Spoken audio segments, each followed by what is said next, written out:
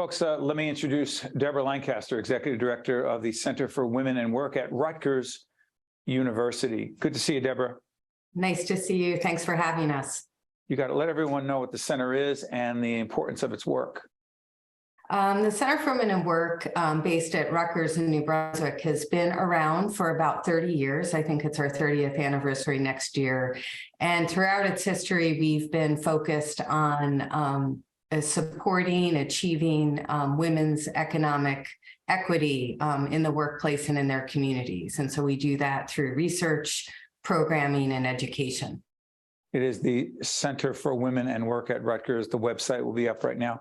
Let me ask you this: paid family leave. What is it?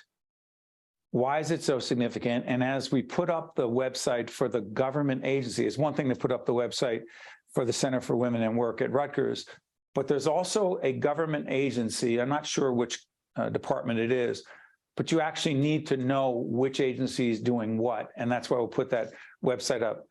For paid family leave, what is it, Debra? Why is it so important? Because not enough people are accessing it.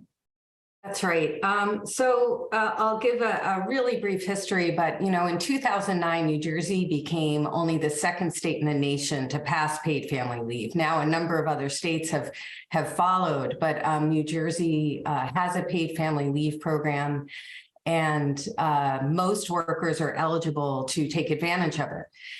You can take up to 12 weeks of paid leave to bond with a newborn or a new child in your home, to care for a loved one who's ill, or to cope with domestic violence or sexual violence.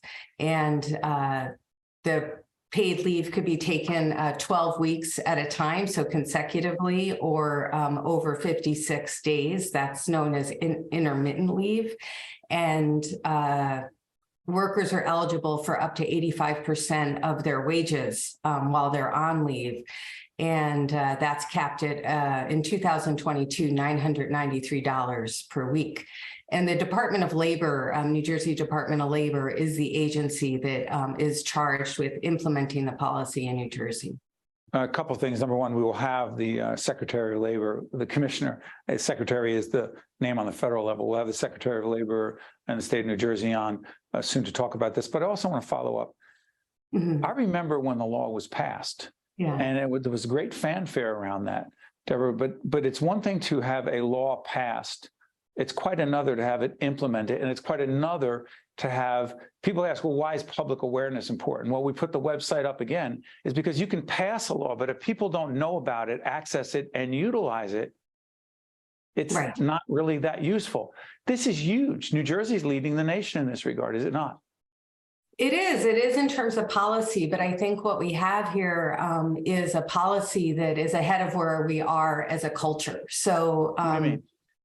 So I think that, paid family leave is an excellent policy to advance gender equity, racial equity, and allow families who don't have access to paid family leave through their employers, which is at least 80% of our workforce, to have access to paid time off so they can care for their loved ones during a time of need. So what I mean by where we're at culturally, most workers need time off to care for a loved one at some point. I mean, almost everyone does. Sure. And so the policy we have in New Jersey really can go a long way in supporting workers and being able to do that. I think one of the challenges is that culturally, we're just not there. So, one is, and you reference this, implementation of the policy, or any policy, quite frankly, is complex. So I don't want to minimize how hard it is to pass policies like this in states, or certainly, and we still haven't done this at a federal level. So it's a real challenge. Well, hold on, time out. Debra, why not? Why not on the federal level? And dare I ponder the question as to whether partisan politics would have anything to do with paid family leave. We're taping this literally a week after the midterm elections. The House looks like run by Republicans, the Senate by Democrats. There's a Democratic president. Would that have anything to do with why paid family leave is not a federal reality and it's state by state? I mean, you know, I think part of the reason paid family leave isn't a federal reality or a reality in a lot of other states is that, you know, we don't value caregiving in our country. So I think that that's the bottom line. We don't value the people who are paid to do caregiving, and we don't think of employees or workers as caregivers. We think of them as workers. I think we're still in a culture that largely sees workers as individuals and not as people that are also leading families. And even post-COVID, sorry for interrupting, but even, and I shouldn't say post-COVID, given the reality of COVID, you believe that we haven't caught up with the fact that all of us are just trying to manage it at work and at home, and the barrier, the wall is not that clear between the two. I'm sorry, go ahead. No, I mean, I think that post-COVID, I think that, you know, obviously we're still managing COVID, the flu and everything else, but I think this just highlights, you know, I think that we had a lot more conversations about caregiving and the need for paid time off, sick leave, and kind of providing some support for workers. And look, we had some temporary policies in place at a national level and a state level. Proves that there's research evidence that supports these policies, that they're good for employers, they're good for workers, they're good for families' economic stability. That's right.